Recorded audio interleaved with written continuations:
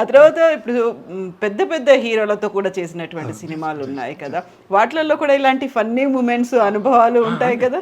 డెఫినెట్గా. ఎందుకంటే ఒకసారి ఏదో క్యాషియర్ వేషం వేసాను ఏదో సినిమాలో, వేసి మోహన్ బాబు గారు హీరో అంటే విత్డ్రాయల్ ఫారం ఫిలప్ చెయ్యి అన్నా. చెయ్యి అంటావా, నేను హీరోని, చెయ్యండి అనాలి అన్నాడు ఆయన. అంటే స్క్రిప్ట్లో చెయ్యని ఉందండి అది చెప్పాను. అవును, నథింగ్ ఉంటే ఉంది. డైరెక్టర్ని పిలిచి చూడండి నన్ను పట్టుకుని ఏకవచనంతో ప్రయోగిస్తున్నాడు అన్నాడు ఆయన. అని నవ్వుతూ వాళ్ళకి వెళ్ళకపోవడం కొత్త కదా మేము. అయితే స్క్రిప్ట్లో ఉన్నట్టు చెప్పాను సార్ అన్నాడు డైరెక్టర్. పవన్ ఇవ్వండి, బెదిరించకండి వాళ్ళని చెప్పయ్యా, బాగానే చేసావు చెప్పు. అలా వాళ్ళతో బాగా ఉంటాయి. హలో బ్రదర్ సినిమాలో కూడా చేశారు మీరు. హలో బ్రదర్లో కూడా నాకు మంచి అనుభవం. రాత్రి 12ంటికి శీతాకాలంలో అవుట్డోర్లో తీశారు ఆ షాట్. రామానాయుడు గారి కళ్యాణ మండపం చూసారండి, అక్కడ చేస్తే ఆ కత్తి పుచ్చుకుని వాళ్ళని పడవడానికి నాకేం చెయ్యి వణికిపోతుంది, దద్ద వణికిపోతుంది. చేస్తే ఇలా పట్టుకున్నా కూడా వణికిపోతుంది. అయితే ఈవీవి డైరెక్టర్ ఆయన, ఏంటి చెంది అలా వణికిపోతుంది స్టేజ్ మీద ఉన్నట్టు అన్నాడు. లేదు ఆగటం లేదండి వచ్చాయండి అన్న. అంటే బ్రహ్మానందం నువ్వు అలాగే వణుకు, నేను డైలాగ్ వేస్తా దీని మీద, వీడు మన్ను పడవడానికి వచ్చి ఆడు వణుకుతున్నాడు ఏంటి అట్లా కొన్ని కొన్ని ఉంటాయి. అలాగే నాకీ నగలు నాకి అంటే నాకు ఇస్తే ఎంగిల్ అయిపోతుంది అంటాడు. స్పాంటేనియస్గా కొన్ని పడుతూ ఉంటాయి. ఒక పిక్చర్లో బ్రహ్మానందానికి స్వామీజీ వరం ఇస్తాడు, ఆతలవాడు నీ గురించి ఏమనుకుంటాడో తెలిసిపోతుంది కానీ అంటే ఆ సీన్లో ఒక ముష్టాడికి పావలా ఏదో వేస్తాడు. వేస్తే ముష్టాడు పావలా ఇచ్చాడు ఏదో వీడు అడుగు తింటే తెలుస్తుంది, పావలాకి ఏమొస్తుంది అనుకుంటాడు వాడు మనసులో. వీడికి తెలిసిపోతుంది, వీడు కొడతాడు. అంటే నేను ఆ దారిని పోయే పెద్ద మనిషిని అయితే ఎందుకంటే ముష్టాడిని పట్టి కొడతాం ఇది ఏదండి మీకు తెలియదండి, మీరు అనవసర విషయాలు ఇంటర్ఫీర్ అవ్వకండి నన్ను ఇలా అన్నాడంటే నేనేం అనలేదు బాబాయ్ అంటాడు ముష్టాడు. ఆ సీను ఉంది, అయిపోయిన తర్వాత కృష్ణారెడ్డి గారు, జని గారు అయిపోయిందండి మీరు ఆఫీస్కి వెళ్ళాలనుకుంటే వెళ్ళిపోండి అన్నాడు. అంటే లేదు వాళ్ళు సెలవు పెట్టారండి వెళ్ళక్కర్లేదండి. నెక్స్ట్ సీన్ అతనికి పక్కనే బస్ స్టాప్లో బ్రహ్మానందానికి. ఆ బస్ స్టాప్లో ఏంటంటే ఒక అమ్మాయి ఇతను చూసి కిరసనాల డబ్బాకి చెవులు పెట్టినట్టున్నాడు వీడు ఎవడో అనుకుంటుంది మనసులో. వీడికి తెలుస్తుంది కదా, ఆ అమ్మాయితో గొడవ పడతాడు.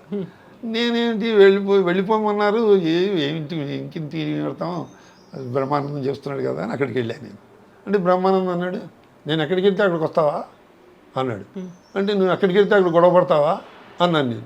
అంటే ఆయన కృష్ణారెడ్డి గారు మా ఇద్దరు మాటలు విని, ఏమండి ఈ సీన్లో మీరు కూడా రండి, యాజిటీజ్గా ఇలాగే చేయండి ఇద్దరు ఇదే ఇలా చేయండి అన్నాడు. అట్లా కొన్ని భలే ఉంటాయి మా గుర్తు సింక్ అయిపోతూ ఉంటాయి. అందులో నటుల మధ్య కోఆర్డినేషన్, ఆ ఫ్రెండ్షిప్ అనేది కూడా బాగా కలిసి వస్తుంది కదా. తర్వాత ఆ డైరెక్టర్కి అభిరుచి కూడా ఉంటుంది. ప్లస్ ఆ సీన్లకి ఎక్కడ ఇబ్బంది, నెక్స్ట్ సీన్కి ఇబ్బంది పడితే యాక్సెప్ట్ చేయరు. నెక్స్ట్ సీన్ మనకు తెలియదు, వాళ్ళకి పూర్తిగా స్క్రిప్ట్ కంట్రోల్లో ఉంటుంది.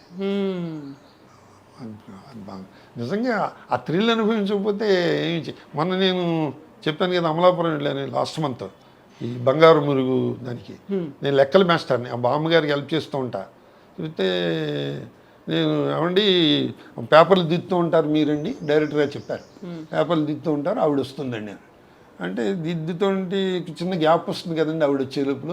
ఈ లోపల ఖాళీగా ఉన్నాం ఎందుకండి, ఓ పేపర్ తీసుకుని అడ్డంగా ఇంటికి పెట్టేసి వీడు రాత బాగలేదు మళ్ళీ పరీక్ష రాయమని, మళ్ళీ పరీక్ష రాయాల్సిందే, వీడు రాత బాగలేదు మళ్ళీ పరీక్ష రాయాల్సిందని వేసాను.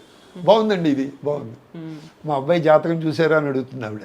చేస్తే నేను చూశానమ్మా, చేస్తే 100కి 100 మార్కులు వేసేయచ్చన్న, స్క్రిప్ట్లో లేదు, మీరు లెక్కల మాస్టర్ కదండి బాగుంది వేసేయండి అన్నాడు ఆయన డైరెక్టర్ గారు. అట్లా ఒకసారి పడుతూ ఉంటాయి, అవి చెప్పుకుందుకు ఆనందంగా ఉంటాయి. సో ఇప్పుడు మీరు పెద్ద హీరోలతో చేస్తున్నప్పుడు ఆ చేసేది చిన్న రోల్ అయినప్పటికీ, ఒక సీన్ రోల్ అయినప్పటికీ కూడా ఉండేటువంటి కొన్ని మెమరీస్, నాస్టాలజిక్ మూమెంట్స్ అనేవి ఉంటాయి కదా. ఒకసారి మళ్ళీ నెమరేసుకుంటే ఏ సినిమా గురించి మీకు టక్కున గుర్తొస్తుంది? ఇది ఎక్కువ ఇదే మన ఎమ్మెల్యేలండి. ఎమ్మెల్యేల్లో వాళ్ళు దెబ్బలాడుకుంటూ ఉంటారు, భరణీను ఆ అమ్మాయి హీరోయిన్ ఇద్దరు. ఇస్తే నన్ను కూడా రమ్మన్నారు డైరెక్టర్ గారు. అయితే సార్ నా చేతిలో గద పెట్టారు. గద పెడితే సార్ నేను ఓ పని చేస్తాను సార్ అన్న. ఏమిటన్నా అంటే గదని ఇలా కృష్ణుడిలో పెట్టుకుంటాను సార్ అన్నాడు. ఈడెవడో అంటాడు, కృష్ణమూర్తి అంటాడు. అంటే బాగుందండి అలా ఉంచండి. ఆ ప్రొడ్యూసర్ గారు ఇప్పటివరకు కిషోరాటి గారు నన్ను గోపాలకృష్ణ గారు ఎలా ఉన్నారు, కృష్ణమూర్తి ఎలా ఉన్నాడని పలకరిస్తారు నన్ను. ఆయనకి అంత బాగా ఎక్కేసింది. అలాగే ఆ రౌడీలతో పాటు రమ్మన్నారు నన్ను. నేను ఎడిటర్ని కదా, నాకు ఒక ప్యాంటు చొక్కా వేసి రౌడీలతో పాటు రమ్మన్నారు డైరెక్టర్ గారు. సార్ నాకు రౌడీలతో రావడం ఇష్టం లేదు కదా, నేను అందు గురించి నేను సెపరేట్గా వస్తానండి, వాళ్ళతో వస్తే కలిసిపోయినట్టు అవుతుంది, సెపరేట్గా వస్తే ఎస్టాబ్లిష్ అవుతాను కదా, అందుకని ఏడుస్తూ వస్తానండి, ఏడు మొహం పెట్టుకుని వస్తాను.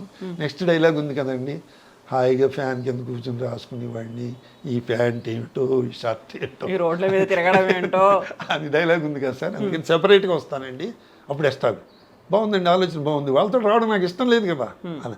అలాంటి కొన్ని స్పాంటేనియస్గా కొంచెం మంచి భలే ఉంటాయి, ఆ థ్రిల్ ఉంటుంది.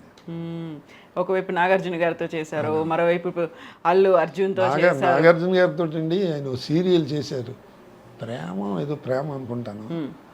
వాళ్ళు హాస్పిటల్ సెట్ వేశారు అన్నపూర్ణ స్టూడియోలో.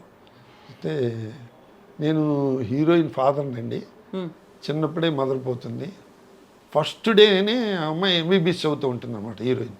అయితే ఫస్ట్ డేనే నేను అమ్మాయికి తాలింపు పెట్టి ఎంత చేసి వంట చేసి బాక్స్ సర్దిస్తాను అనమాట, తల్లి లేని పిల్ల కదా. ఆ అమ్మాయి ఎవరో డైరెక్టర్ అమ్మాయి పేరు మర్చిపోయాను, రాఘవేంద్ర గారి దగ్గర అసిస్టెంట్గా చేసేది అమ్మాయి, ముస్లిం గర్ల్ లేదు అమ్మాయి పేరు మర్చిపోయాను. జెన్ని గారు దగ్గండి అంది. దగ్గండి అంటే నేను దగ్గరండి అన్నా. ఏం దగ్గితే ఫోటో పెట్టి దండేసేస్తారండి ఫస్ట్ సీన్లో. ఆ దగ్గు కాదండి, మీరు 100 ఎపిసోడ్లు ఉంటారండి, మీరు కూతురికి ఆ తాలింపు పెట్టింది అది పెట్టి అంతా చేసి బాక్స్ సర్దిస్తున్నారు, తాలింపు దగ్గి పోపు దగ్గి, జబ్బుతో వచ్చిన దగ్గు కాదు.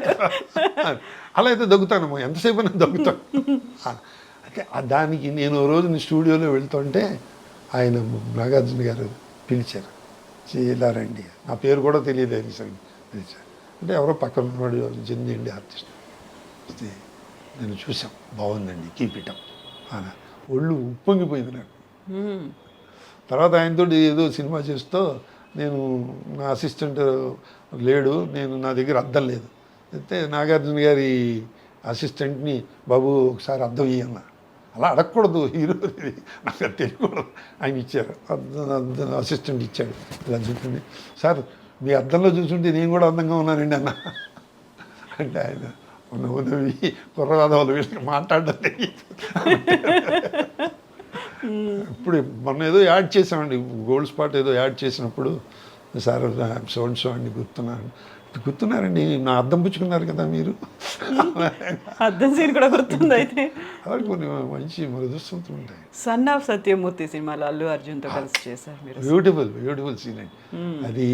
త్రివిక్రమ్తో ఫస్ట్ పిక్చర్ అనమాట. నేను ఆయన రాగానే లేచి నుంచున్నానండి, లేచి నుంచుని సార్ నా పేరు జెన్నీ అండి, స్టేజ్ ఆర్టిస్ట్ అండి అని నా చెప్పుకోబోతున్న బయోడేటా అన్నీ తెలిసే మీకు వేషం ఇచ్చాం, మీరేం చెప్పక్కర్లేదు కూర్చోండి అని.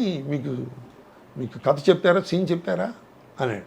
అసిస్టెంట్ డైరెక్టర్ నా సీన్ ఒక్కటే చెప్పాడు, కథ నాకు తెలియదు. కథ ఎందుకు చెప్తారు వాళ్ళు, చెప్పరు కదా. అయితే చెప్పలేదండి అంటే అసిస్టెంట్ని కోపడతాడు అని భయం.